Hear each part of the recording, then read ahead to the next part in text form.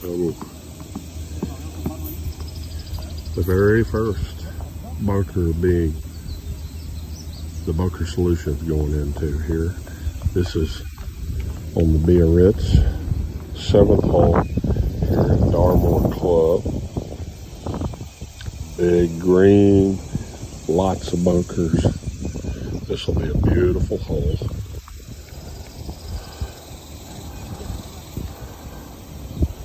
Exciting. So here we are at the 12th hole at Darmore, pouring in the green, shaping the green complex. This is where 3 par 5s, 2 of them headed into the wind, 1 of them headed downwind, 4, 9, and 12. So 9T right there, 4 greens on the other side, which is the punch bowl. This is one big complex here. It's taking quite a while to get this the way we want it. A lot of dirt, but it's going to be unbelievable complex here. Jimmy the Blade is doing his thing here. Be the right club. Be the right club today. Yes!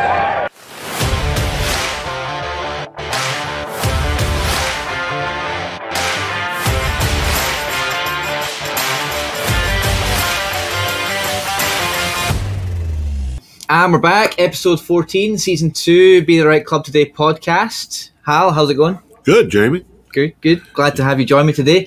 We got a great interview lined up today. We got Mark Blackburn joining us.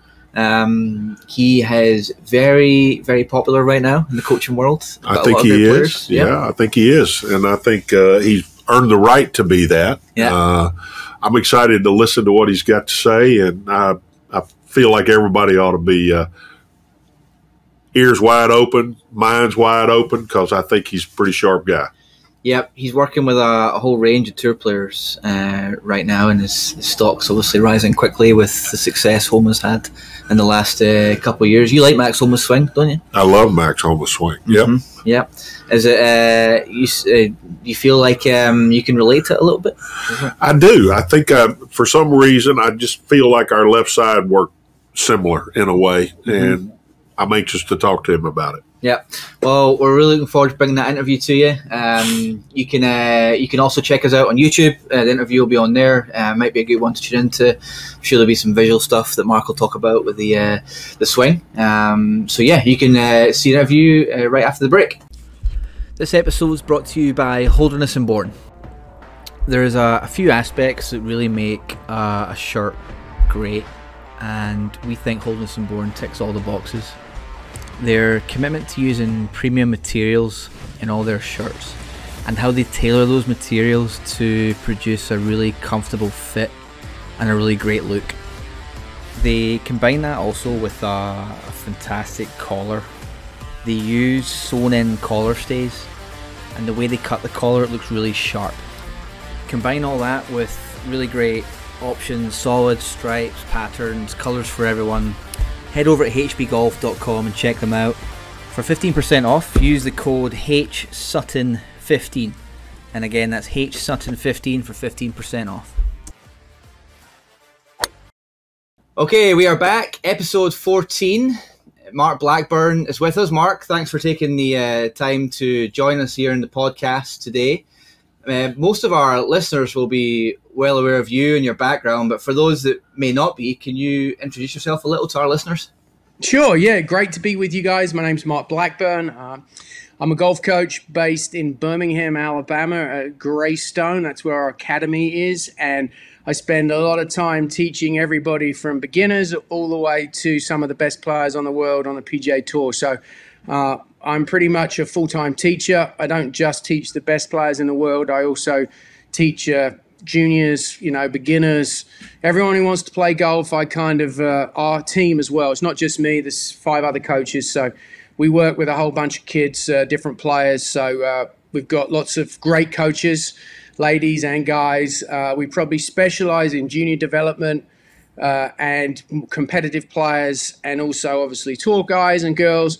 but we also teach a lot of our members. We have like 800 members here, so we teach them on a daily basis, run all our programming through them as well. And then the general public, we're very fortunate here at Greystone. Anybody from anywhere around the world can come in and take lessons, and they do. So yeah, that's kind of what we do. If you like golf and you like golf instruction and golf coaching and trying to play the game, we're big on playing the game and shooting a score, then that's kind of what we do. So I'm definitely a complete golf junkie nerd, as all my clients will tell you. So, Mark, how'd you get started doing this? I'm sure you were a golfer at a young age, had dreams of your own, and how did you segue into coaching from playing? So it's a great question. Well, I think like anybody who sort of plays golf, I grew up in England. I grew up just south of London in Surrey at a golf course called Betchworth Park, which was designed by Harry Colt, the same guy that did Walton Heath and Wentworth and a lot of great golf courses. I kind of came to golf late. I'd played lots of other sports. I got sick of getting hurt. Playing rugby was probably my main sport. I used to go play golf with my dad and my grandfather a little bit, but it wasn't until I was about 14 I got serious. And then I kind of just immersed myself and played golf, but was a late bloomer. So in the UK, unlike kind of the US, in the UK, if you're not great at something, they're quite short-sighted. And if you spent any time in England, they tend to not live towards the optimism side of the curve. They're more in the pessimism. So if you're not great at something, they don't necessarily invest in you. So I kind of had to invest in myself and ended up securing a golf scholarship. I went to school in Mobile. I was recruited to a school in South Alabama, Saraland, the University of Mobile, and then I ended up subsequently getting recruited to Southern Mississippi, and I graduated from there. Had my eyes set on playing for a career, was inconsistent at best, and then I got injured and then kind of didn't really have a sponsorship, so I needed to fund my sort of abilities to play, and that's when I fell into teaching. And I'd always been fascinated with the golf swing, kind of just by nature, and what ended up happening was just me becoming besotted with it, and would spend a lot of time going out for a 20-minute lesson, and I'd come back 2.5 hours later. But I really enjoyed it, and then I just started a sort of quest to learn as much as I could to try and fix my golf game, and then that transitioned into helping other people, and just I had an affinity for it, but always looked at it with the lens of trying to play the game. And me as a player, how could you shoot lower scores? And I'm big on very shot centric, like what are the shots that you need to do to play golf as opposed to just a golf swing.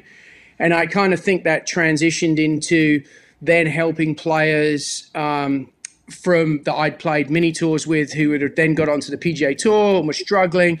And so I kind of fast-tracked that sort of journey of getting a player just because of the relationships I had having tried to play golf. And I was the guy on the range with all the trinkets, always tinkering, looking at different things. And people would always be like, oh, that guy's always practicing. He's always working on his game. May not have always, played great, but kind of was a studier of understanding it. And that's kind of how it happened. And then my degree at school was exercise science and coaching. And then I kind of morphed that with background in the golf machine, Mac O'Grady, and then kind of brought that together with the sort of functional movement. Greg Rose and Dave Phillips at TPI, especially Greg, really helped me in the sort of early 2000s. And then all of a sudden it was very much developing a golf swing and emotion around each player's individual physicality and how they move. And that's kind of what I've done for the last sort of near as damn it 20 years. And that's probably why if you look at all the players we work with, there isn't any two that swing the same, and their swings are all built around their own unique, movement patterns. And then from there, we develop them to what sort of golf shot do they want to hit and play in the game. So that's a very quick, condensed synopsis of how I ended up, peddling golf lessons to everybody and anybody. So Dave Phillips is a good friend. Tell Dave I said hi. I'll do it. But have you ever met Mac O'Grady? Oh, yeah, I've spent a lot of time with Mac. He's spent a lot of time with him. Interesting character. Extremely clever, talented, figured a lot of things out. I'll be the first to tell you I left Mac's sort of Morad project on my own accord. Most people get evicted, let's say. But I left. But he was great. communication wasn't necessarily Mac's best skill set, but he was very, very clever when technology wasn't around to measure like it is now. And I would say the one thing now is I kind of measure everything so I can get a really good understanding of what the golfer does, their tendencies on the front end, so that then I know when I'm asking them to do something, here's how you do, here's how you move. But Mac figured a lot of things out without any technology. So full kudos to him. And if you look at the tree of coaches, like West Coast, East Coast, there's a lot of people that have come out of that golf machine, Mac O'Grady sort of school. And Mac did a lot of really good things. Stack and tilt was an abbreviation of Mac's information. So I would say he was very influential in some of my looking at golf swings initially.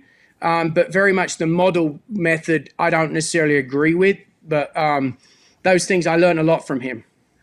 So, I played quite a bit with Mac. And, he had a great golf swing. There's no doubt about it. His tempo was really good. But this is a perfect example. He couldn't translate great golf swing into great player, basically. And he did a lot of really good things like you're talking about, but he couldn't really put it all together. And so I think this is a good time for me to ask you the question. There are good players and there are good swingers, and sometimes they're the same guy. Yep. But not all the time. Correct. Would you agree with that? 100%. I would tell you that week in, week out, the guys and girls on both tours, or all the tours, that play well aren't always the players that look the best, aesthetically from a long way off, but they're the folks that know how to use what they've got. So back on my whole point of being score-centric and shot-centric, when you're swing-centric and everything is about a golf swing, you spend all your time immersed in your swing, you never learn how to use it. Whereas the best players have idiosyncrasies, but sometimes those are superpowers that make them able not to hit it left or not hit it right, allow them to do certain things, and they embrace that, which is what I try and get all my players to do, so that they learn how to use what they've got. Sometimes not being able to hit shots is a blessing, because it means you don't ever consider it. And sometimes it allows you certain idiosyncrasies. You can't miss it in a certain spot. So now you can be more aggressive. You can do certain things. So I 100% agree with you that the best players are the people who own what they've got and they understand their game and their tendencies. And I call your golf swing, I didn't come up with it. Dr. Will Wu did, a friend of mine, a motor learning guy. But a golf swing's like a recipe, and a recipe has ingredients. My job as the coach is to make you understand your ingredients and make sure you stick with your ingredients and you don't start tinkering and bring other ones in, because a lot of times now that's going to make the recipe not work and you're going to struggle. So I've got to jump in with that, what you just said. I couldn't agree with you more than that. But as a player, we're always trying to get better, and our weakest moments are when we don't play particularly well.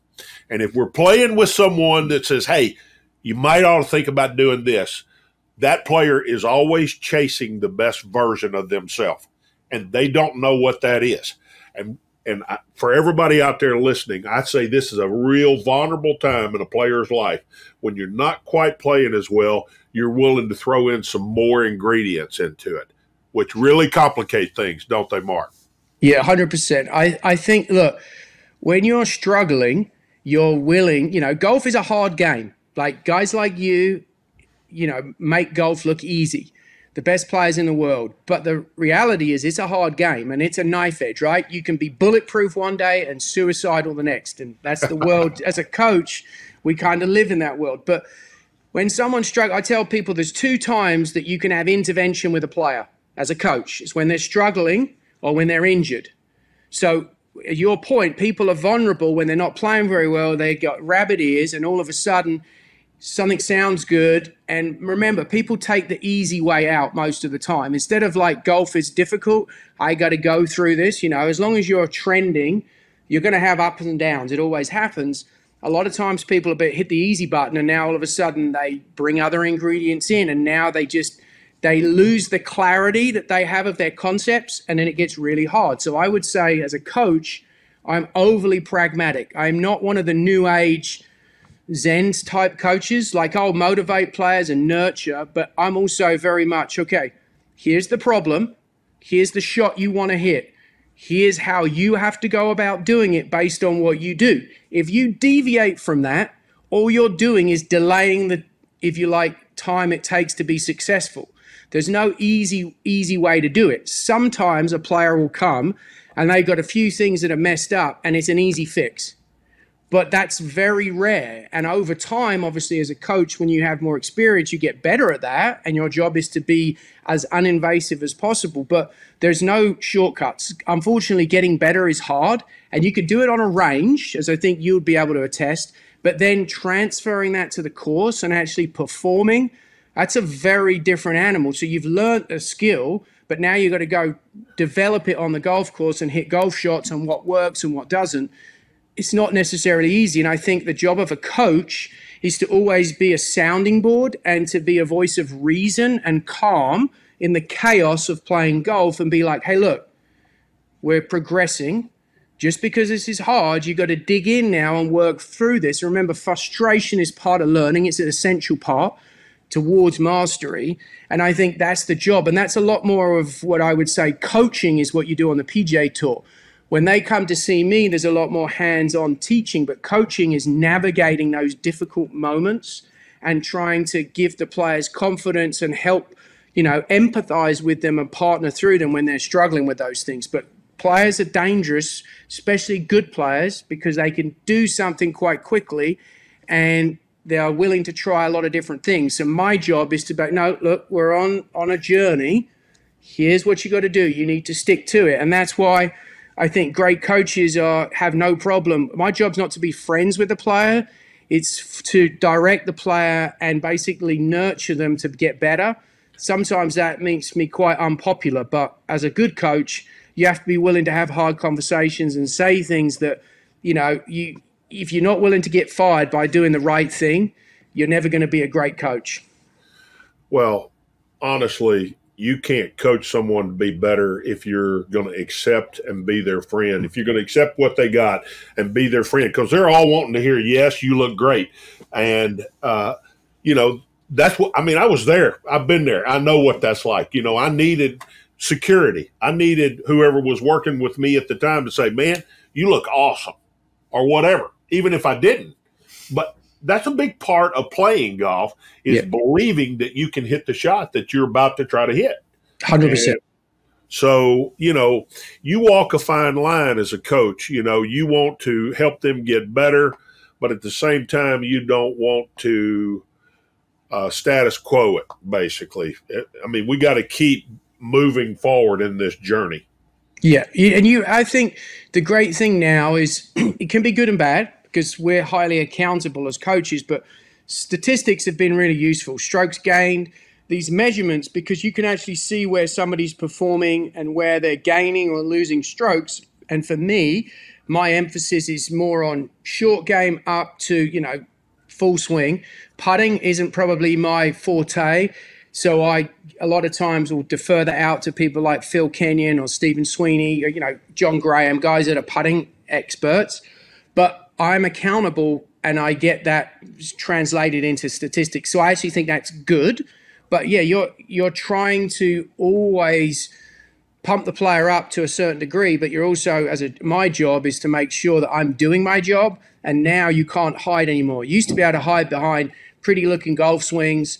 And if the player didn't play well, it was all mental. But the truth of the matter is now you can really see the sort of different areas of their game where they struggle. And so I got to do a pretty good job or I'm going to be, it's right there, very, very gleamingly obvious that the information or the mechanism that they're using to try and do the job isn't very good. And I will say that tour players will do what you ask them to do. If they believe in the concept, it's very compelling and you deliver it in the right way, you better make sure it's the right thing, because they'll do it and they'll probably overdo it to a fault, but they're going to do the work. So you get exposed quickly if you're giving bad information.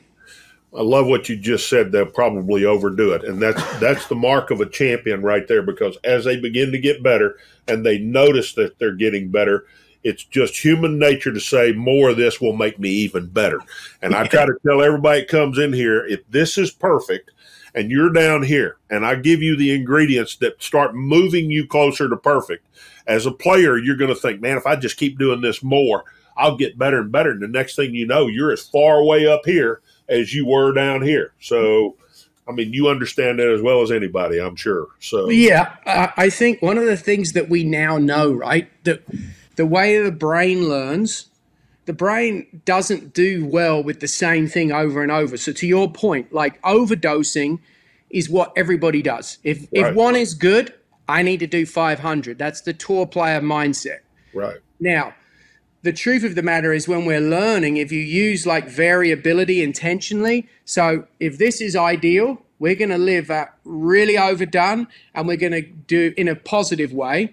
And we're going to leave work on down here badly. So you can differentiate between bad and good.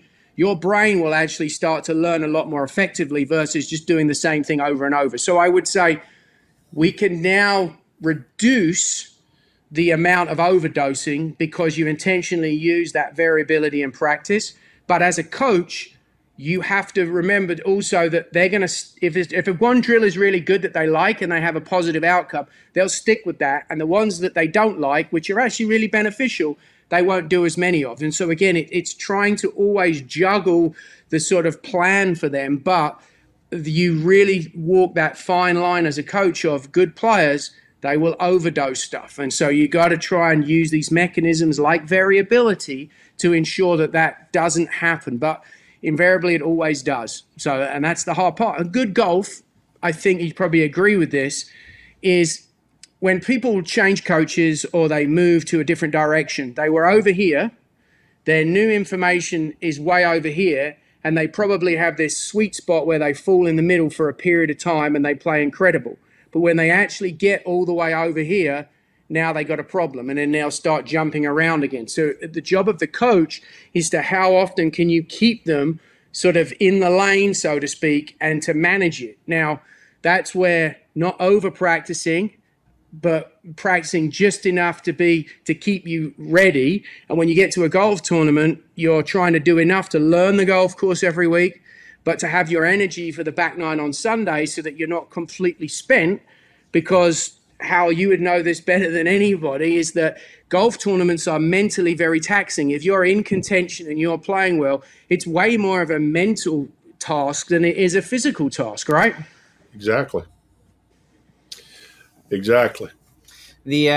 So Mark, a tour pro will give you a call, need some help. What's your process for starting off with that player? So lots of players, the players that I coach, they'll obviously first come to me, they'll ask some questions. So the first thing I now do is I'll look at their stats. So I'll look at it, where are they deficient? Most people, even though these stats are right there, most players are very subjective, not objective. So I got to look at, okay, does my skill set, number one, match where their deficiency is? If it's a ball hitting, short game, pitching, wedge work, I'll be like, okay, I've got the skill set which would marry to this.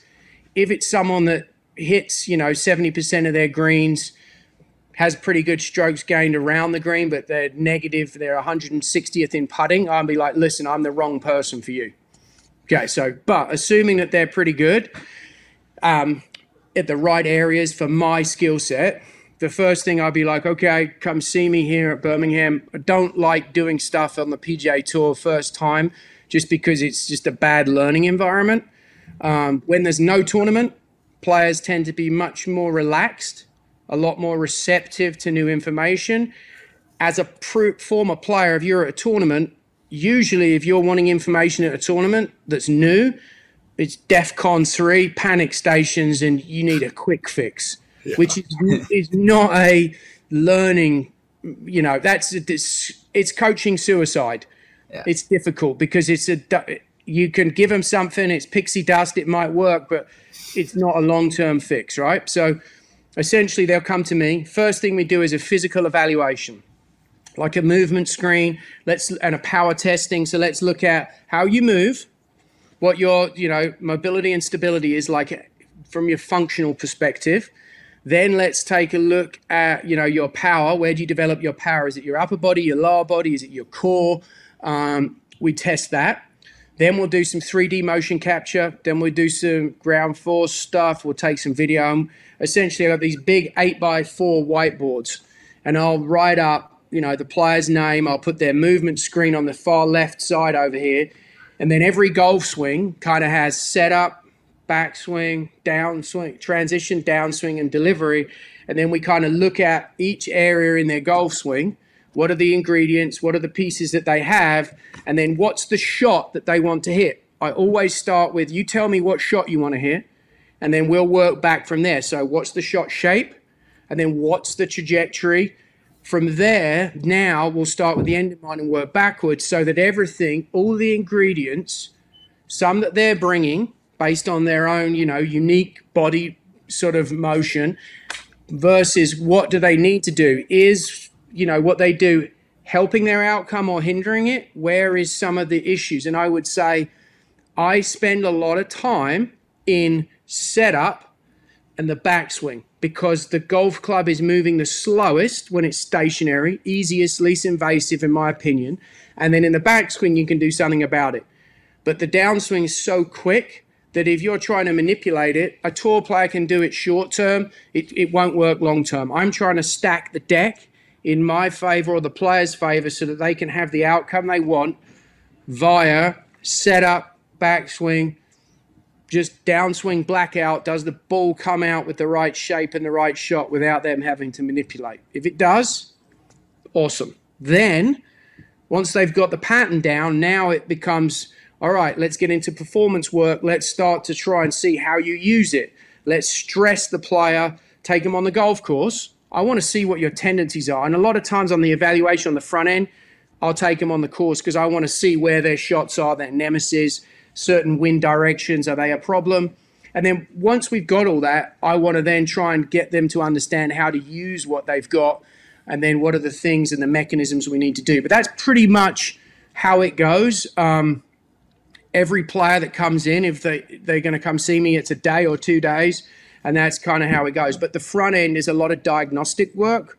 When we use the same process with like juniors, with everybody who wants to come who's a competitive player. Now, in our regular monthly, weekly coaching sessions for our juniors, a lot of that stuff is already incorporated very uninvasively. So they're kind of, because they're group sessions, the kids learn better in a group. So we're doing it. But the sort of framework and the protocols are the same. And the great thing is, because they're not based on a method, but more of this is kind of the process, any coach can input what they believe the player should do. So it becomes very scalable so that every coach that's here can do the same thing. And that's why you then get the consistency and you get, a lot of improvements because it's a very bulletproof way to coach because it's not a method. It's based on the individual and what their desired outcome is, and then how they're going to go about it. Because I don't want to ask someone to do something they physically can't. If I know they can physically do it and it matches the outcome they want, I feel like myself and our team, we're pretty competent at the teaching and the coaching part. That becomes pretty easy. That's the artistic part of like, how do I create a vernacular with each player? And I communicate very differently with players. I'm the first to tell you, I've been to church with some players and I've been to nightclubs with others. Whatever it takes to kind of communicate with them and build that rapport so that there's a trust.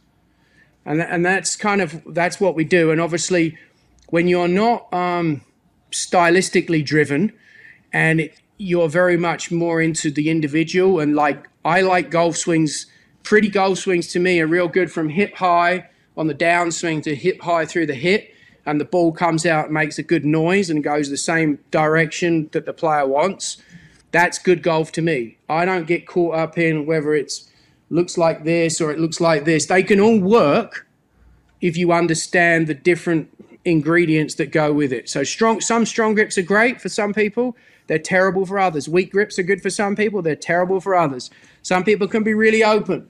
Some people, that's terrible. Like there's everybody from all the way over here to all the way over here in the Hall of Fame.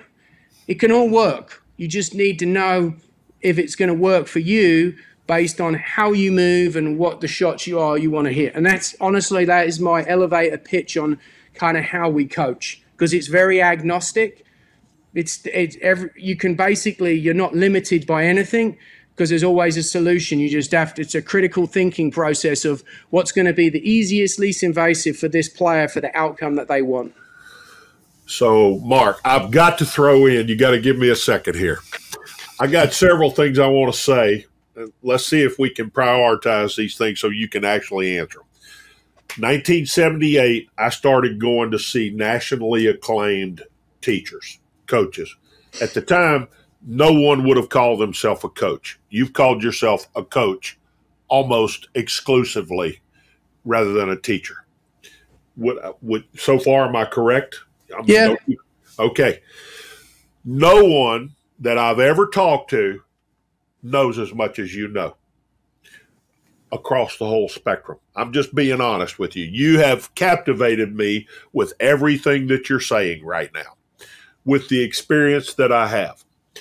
So it makes me want to ask you a question, because I could 100% believe that the setup and the backswing dictate what's going to happen when the club is moving its fastest.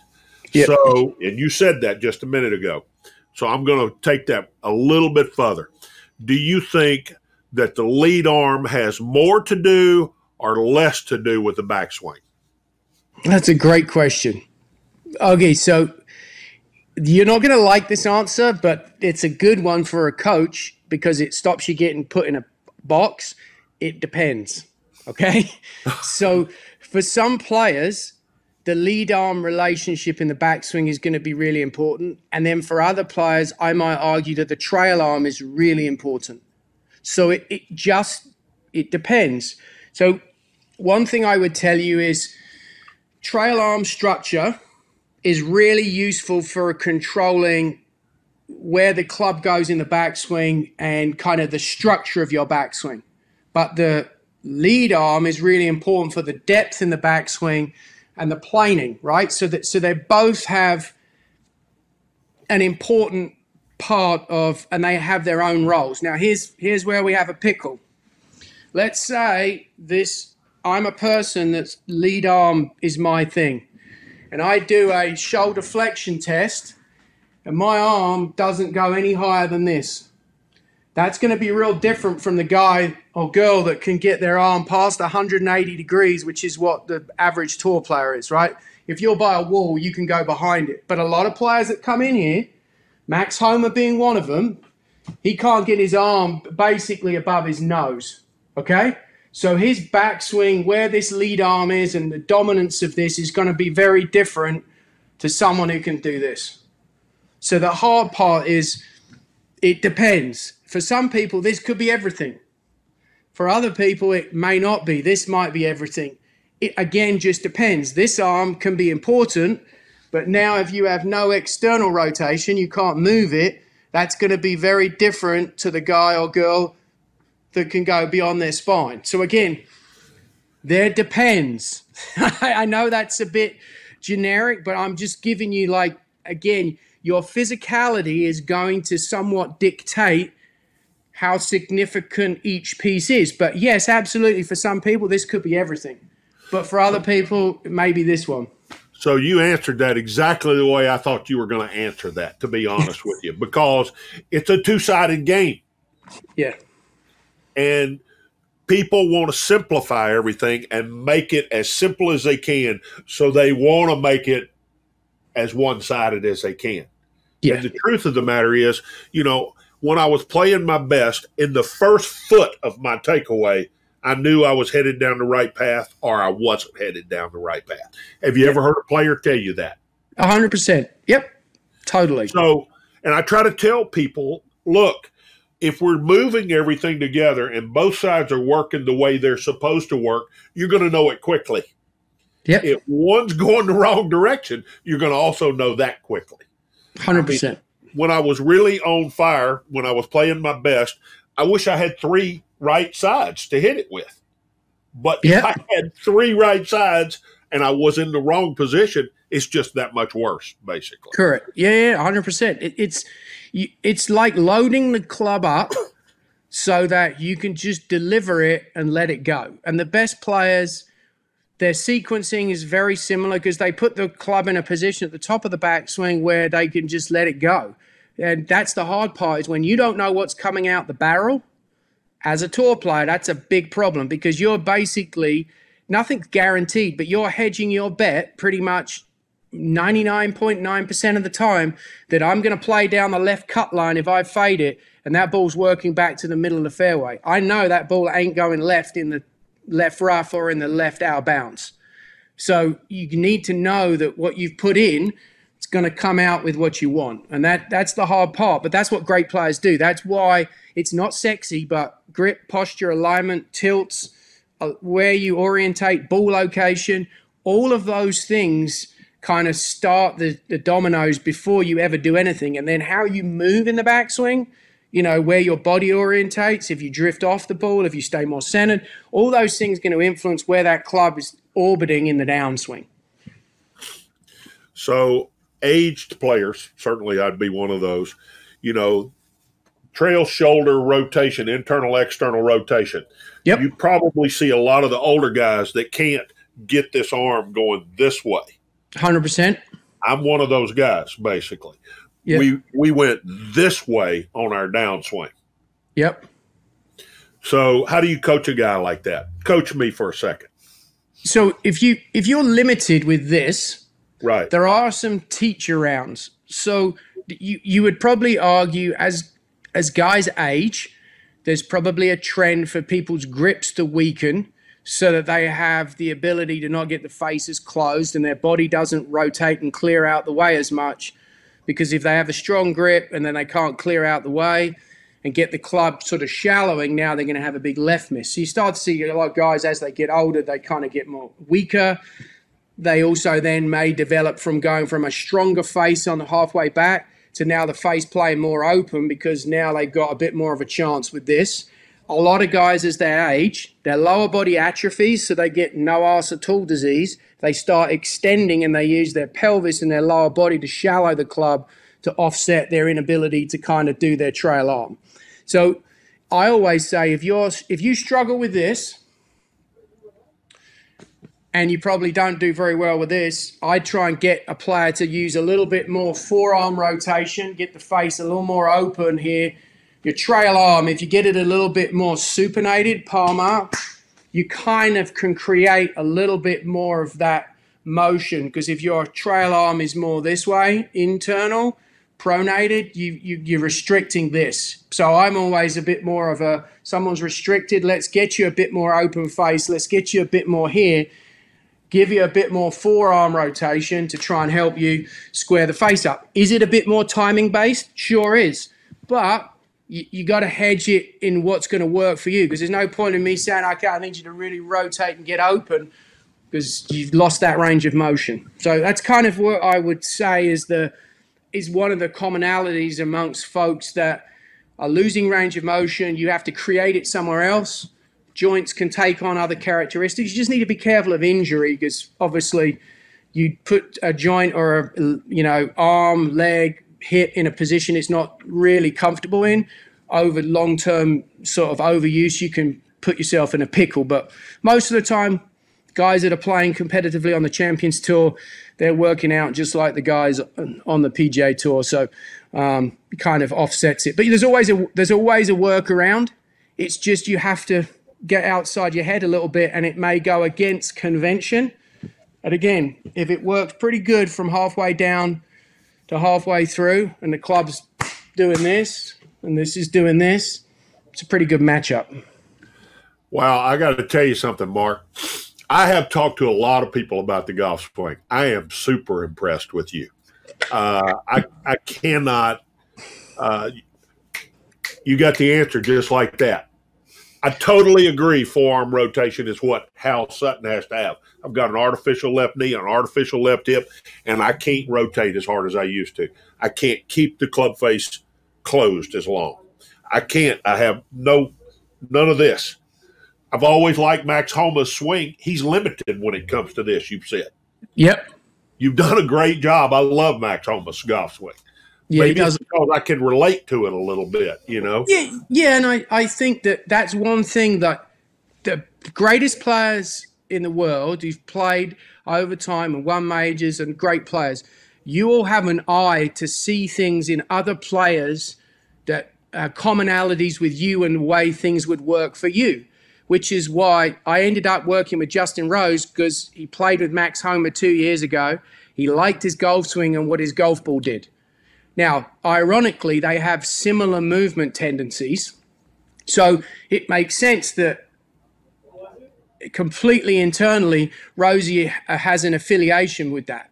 So it's the same, right? Like you see things in players that you like because it probably has some sort of resemblance to what you feel or see, but there's always a way to do it.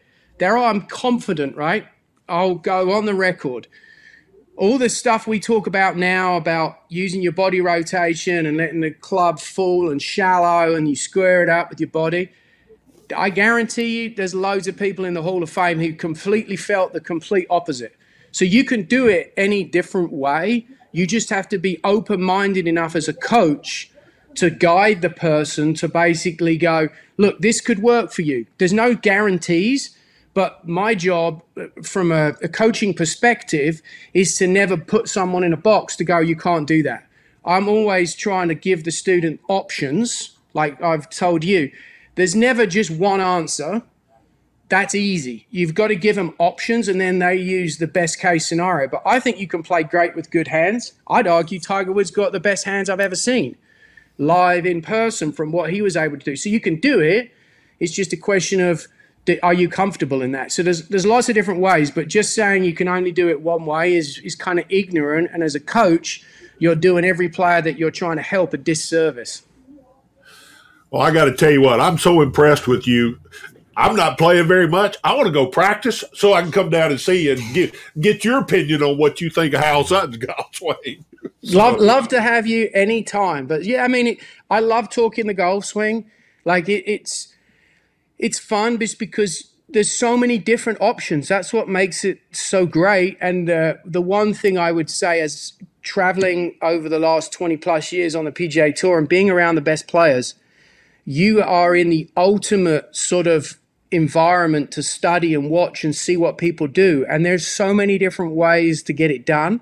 That as a coach, the stuff that's kind of goofy, that looks weird, that works really well, that's the stuff that intrigues me. And a lot of times, those are the things that I use with my club golfers, and people are like, oh, well, that pattern, I've seen that work.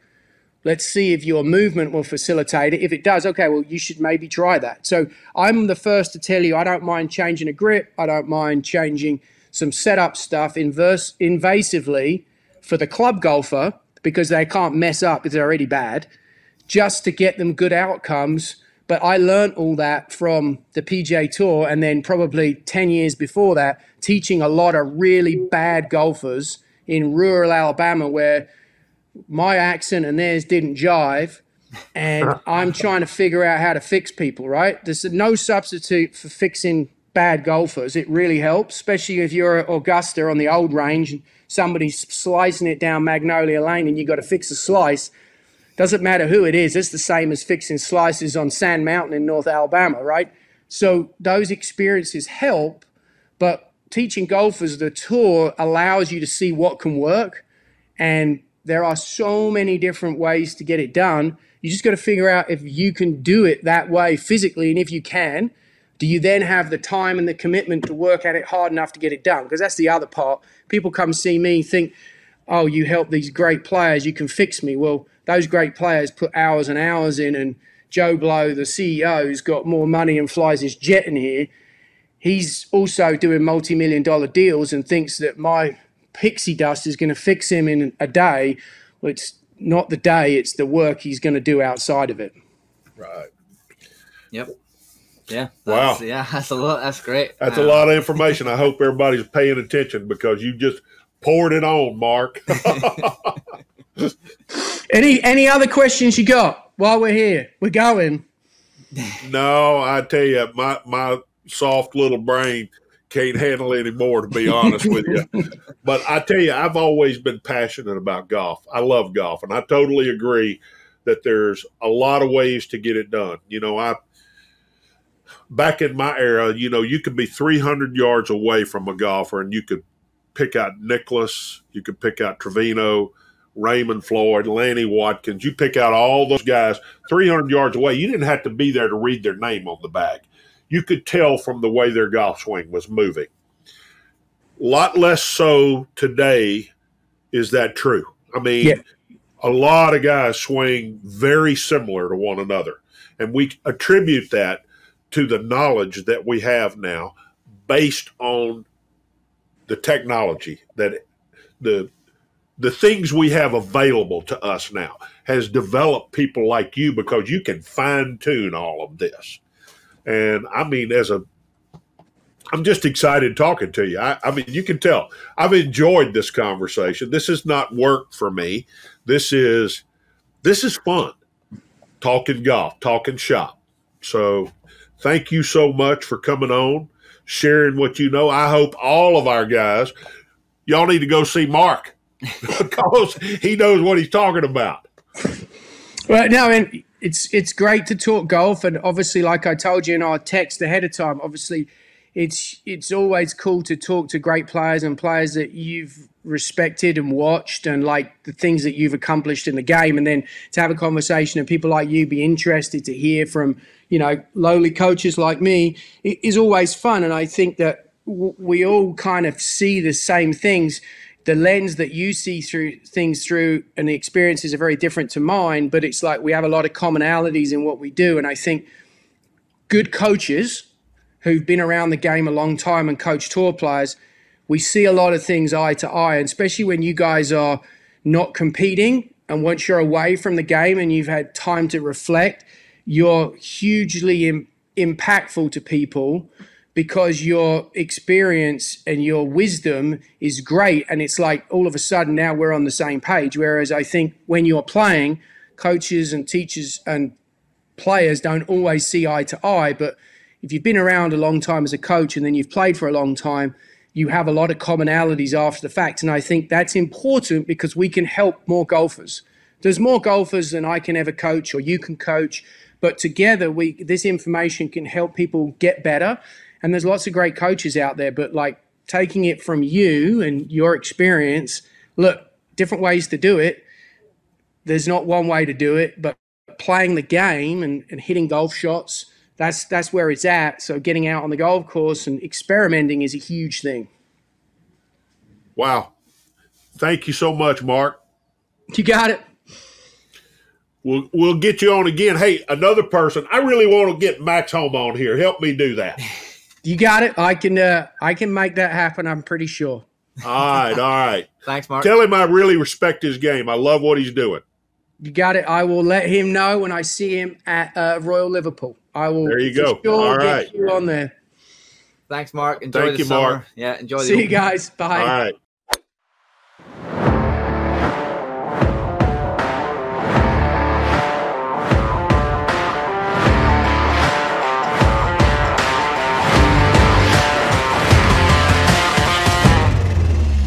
Welcome back, everyone. Hal, that was an amazing conversation with Mark. Oh my goodness!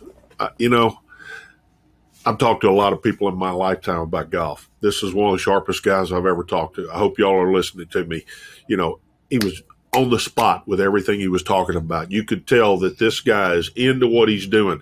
And anybody that wants to work on their golf game, if you're really serious about it, don't you want somebody that is studying it constantly, trying to get better and open-minded? I think this guy exhibited every bit of that today. And, if I were fixing to go back and try to get better at golf, I'd go see him because – in fact, I'm going to go as soon as I get my golf game. I haven't been playing very much, but I'm going to Alabama to see him. That's how much I believe in what he was talking about. So, I definitely believe that he talked about hip high to hip high. That is the golf swing. We worry about all the other stuff. And he talked about he was big on takeaway and slow motion, and the backswing because it sets it up when you go fast. I don't think you can feel the downswing. Most of the time, you can't feel the nuances of the downswing. It just happens. So he explains all of that. I hope y'all heard him. If you didn't, listen to it again. Yeah, I loved his approach, physically screening players to see how their body works and what ingredients you can add to their swing based on how they move. I think that's awesome. Well, I mean, we've had a lot of great people on this podcast, but Mark just went to the top of the list as far as I'm concerned. Anyway, hope you enjoyed it. See you next time.